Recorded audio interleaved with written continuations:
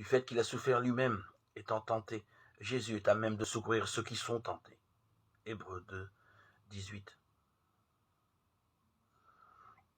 Un petit enfant vient de découvrir l'écho. Il appelle aussi fort qu'il peut et une voix lui répond de l'autre côté de la vallée.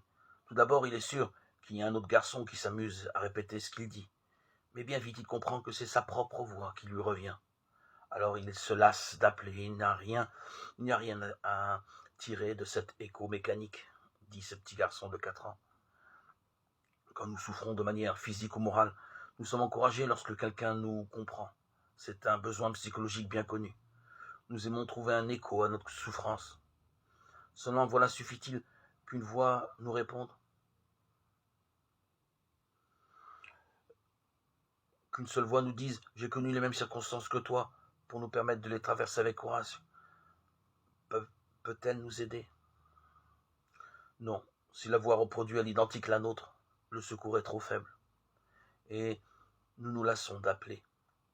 Il nous faut une autre voix qui dise « J'ai connu cela et j'en ai triomphé ». Cette voix existe, c'est celle de Jésus. Il a connu toutes sortes de tentations, de souffrances, et il a vaincu. Voilà le grand secret qu'il nous apporte.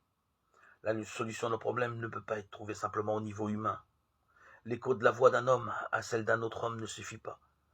Il nous faut sortir de nos limites et trouver un accès jusqu'à Dieu, un trait d'union avec lui. Il nous faut la prière. Il nous faut la compassion et les secours du Seigneur Jésus.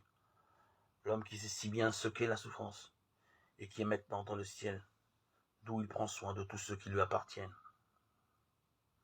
Approchons-nous donc avec confiance du trône de la grâce afin de recevoir miséricorde et de trouver grâce pour avoir du secours au moment opportun. Hébreux 4, 16.